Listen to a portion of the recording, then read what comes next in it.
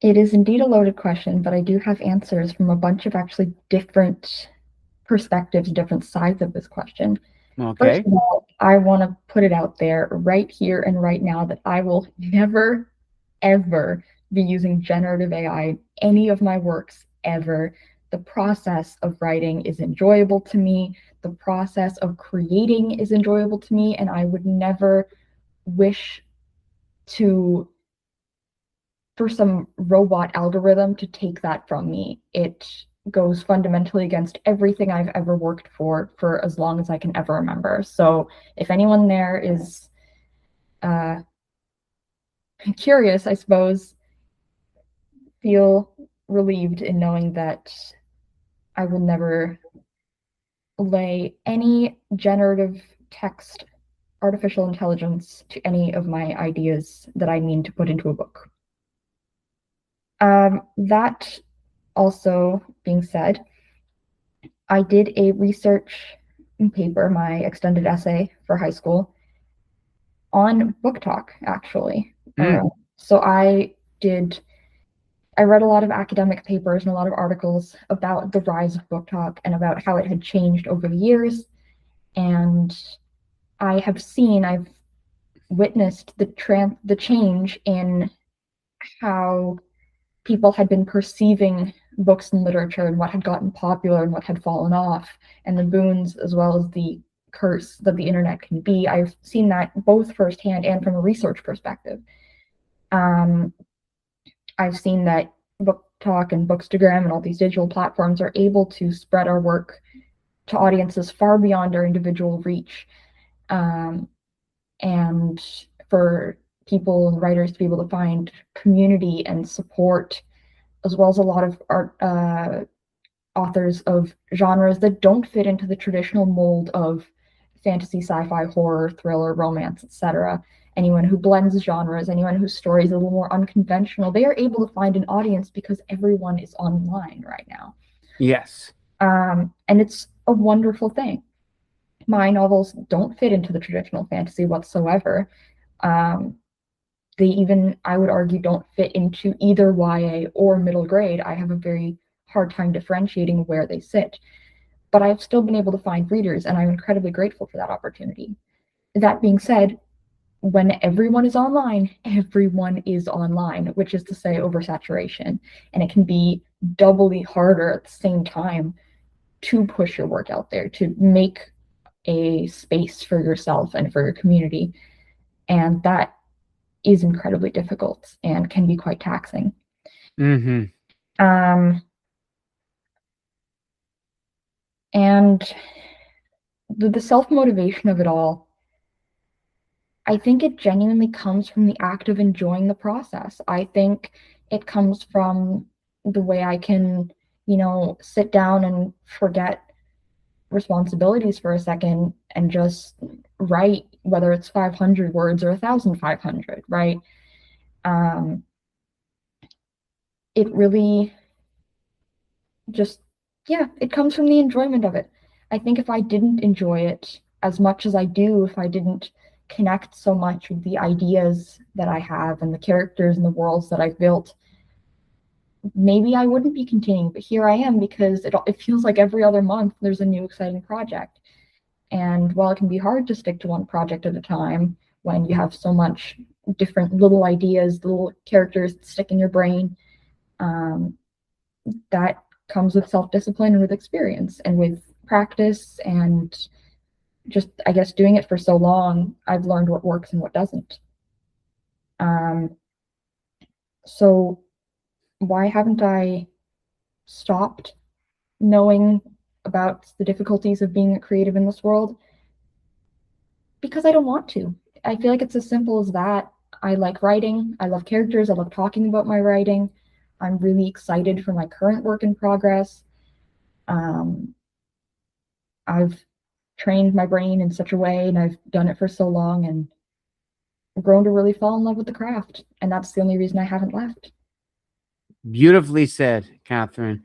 Thank you. Absolutely beautifully said.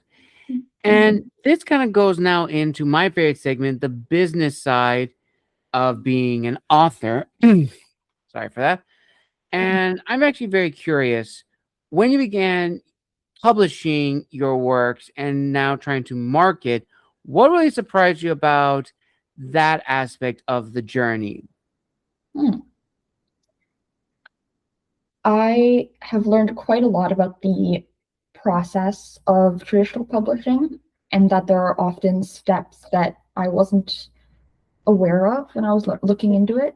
So, for example, the process of finding beta readers or the pre order process. Those were things that I hadn't really looked into or been taught about when I was starting out. And the more I learn, the more I talk to other authors with similar or different experiences, the more knowledge I get about the industry and figure out the direction I want to go. I know a lot of people who are indie published or self published, Tatum being one of them. I also have known of and really admired authors who have shared their story going fully traditional, doing the query process, pitching their book to agents, and getting into um, bigger, more influential presses. But with that comes the many barriers to entry that is the query process. And me personally, uh, I'm not traditionally published in that I have an agent, but I'm traditionally published in the way that I'm associated with a publishing house. So I sit somewhere in the middle Mm, of self and traditional. I believe it's at what is actually called indie is a smaller press that's not associated with like the big three or the big five or however many there are at the moment. Um, so yeah, parts of the business that really have just been interesting to learn about is all those little kind of in between steps and getting feedback from so many different perspectives and just kind of getting to know the ins and outs of things. very true. Very, very true. And now let's talk about probably one of the most challenging thing is really highlighting an author's voice. Because as authors, we're always inspired by some of the greatest people that we love. As you mentioned in your bio, that you're inspired by the works like J.R.R. Tolkien and many more. But as much as we admire those authors, and we should, ultimately, when it comes to writing our stories, we Mhm. want our voice to be the focal point, not theirs, Mhm. because they have their books to showcase their voice. We want to showcase ours. Of course. And it's this balance between individuality and marketability. So for you, Catherine, how have you been able to balance the two? And what have been the struggles in doing so, trying to highlight those two aspects? Because, as something that's not talked about, readers have expectations in certain genres of how they're supposed to go. As you mentioned earlier, your book wouldn't fit into like the cookie cutter mold of one genre, but it's still going to be enjoyable for fans of that genre. Mhm. Um, how to balance individuality and marketability. I believe that my writing style and the way that I view writing and storytelling comes from so many different places that anyone who is also a fan of the things that I am a fan of can find what they like within my work. For example, from V.E. Schwab, I really admire her ability to craft easy to explain yet very complex narratives. One of my favorite standalone novels of all time is The Invisible Life of Addie LaRue by her, which is a novel about a woman from the, I believe, 15th or 16th century France who didn't want to be stuck in the same city for the rest of her life, same little village. So she made a deal with a demon, and that Ooh. demon said, "You'll live forever, but you'll be forgotten by everyone who knows, who sees you, the second they turn their back." And then fast forward to 2014, she's still alive, and she meets the one person who can, for the first time, remember who she is. So it's a very intriguing, very captivating plot, but it underneath it, there is so much complexity to it, and these characters that have such unique and poignant experiences, as well as a very poetic, almost prose in and of itself. From Rick Riordan, I take a little bit of humor and a little bit of relatability, and um, I take these very impactful relationships both platonic and romantic. Um, from Tolkien, I take a kind of deep respect for the craft in and of itself and a deep love of making a world that feels lived in and feels real, even though it's not for all intents and purposes.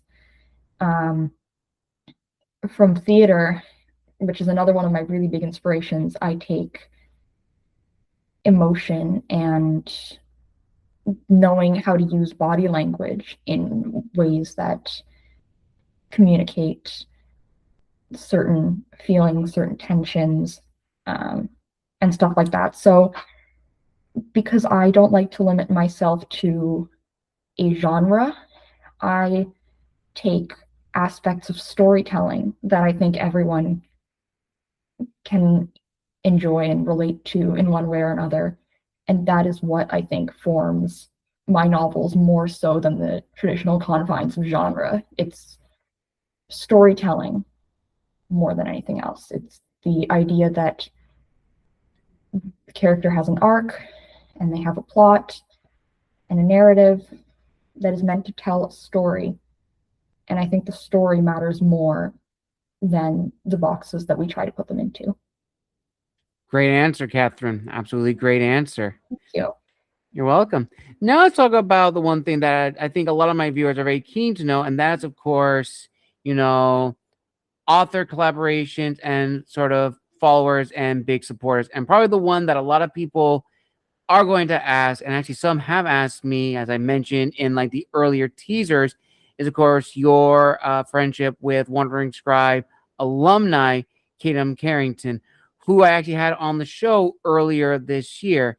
And I would just like to hear your story about how you guys met and sort of like been growing up together as young authors in the industry. Yeah, Tatum, I would consider one of my quote unquote OGs in the online writing space right now. Um, I joined Bookstagram, or I guess Writergram, in I believe it was 2023, like late 22, early 23. And I, at first, being a very small account, had a very difficult time finding an audience and finding the writers themselves. And then the more I was on the space, the more that I guess the algorithm understood that I'm a writing account, the more it was pushing other writing accounts to me. And I found my way into the space, introduced myself, got to know a whole bunch of different teen authors, and Tatum was one of the few original teen authors that I'd met in the space. And there are all kinds of writers group chats and writing sprints that happen all the time. And uh, one thing that I'm very lucky about in the space that I'm in right now is that everyone has such a deep respect for one another and support one Hmm. another in their writing. People are excited for other people's book launches. They'll buy their books. They will be at events and signings if they're able to make it to the geographic location that it is because we are spread out so far. Um, so I really consider it a blessing that I'm able to have all these talented writers in my life who uh, inspire me and motivate me to keep going. And even when the internet can be a hard place to be on sometimes, I always make sure to come back and to reintroduce myself and to make sure that there are writers out there that know that I'm there for them as well. Amazing. Yeah. And I want to give again a huge shout out to Tatum because she is an incredible author, and having her back on the show was absolutely amazing. Cannot say enough great things about her. And honestly, when I've told stories about her, when I first interviewed her, when she was still back in high school at the time, before she now a college student, everyone was blown away. And I think she still has the record for like the highest views on the channel as like the youngest author to be featured. That is huge. Like at the time, that is amazing. And as mentioned before, learned so much from her. And again, now having you, Catherine, on the show, which learning from you, I kind of get that same feeling that I got from Tatum when I first interviewed her, that you have a very clear mindset of what you want to do, that this is something that you've done a lot of research in, you're very passionate about it, and it shows in your work. And as we near the end of this incredible author interview, there is one final question I want to ask you, and that is, what is your word of wisdom to fellow young authors, fellow teen authors who have a story of their own and they want to share it with the world, or people who are just starting out? What is your word of wisdom? My word of wisdom to people who are just starting out is just to write. It doesn't always have to be, your first work doesn't always have to be the best thing you've ever created. I know a lot of debut authors um, will, you know, their first book is something that, blows up, but it's not always the case. And in my mind, as long as you're writing something, as long as you have the ideas and you're putting pen to paper or typing it or however you're sharing the story, that's what's important. And the more you develop your craft, the more that you are in community with people who are supporting you, that is, I believe, what success is as a writer, is being able to just write. Because there are so many people out there that I've talked to that will say, oh, I once had an idea for a story and I never got past the first chapter. Or they'll say, like, oh, I just don't have the time for it. Writing is what makes you a writer. Publication doesn't make you a writer. Prestige doesn't make you a writer.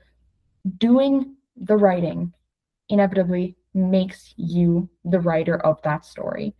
So to anyone starting out for the first time and is wondering if their work is worth it or if it's any good, somewhere out there will like it. If you like it, someone else out there will. So just do it. And on a side note, Tatum, congratulations in everything, really. Awesome, Catherine. Awesome. And on that note, viewers and listeners, we conclude this amazing author interview here on Tales from the Wandering Scribe. I want to give a huge thank you to Catherine for coming on the show, wishing her the very best from one author to another.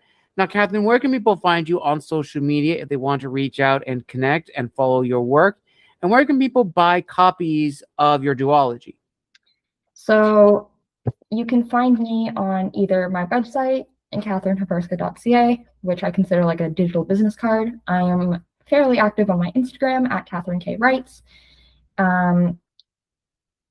And you can also find my YouTube, which is under the same name, Catherine K. Writes, which I currently have a trailer for my third novel that I have animated. So if you're interested in that, go see it. And those are kind of my main platforms. Nice. I will link all those down below in the description of this video.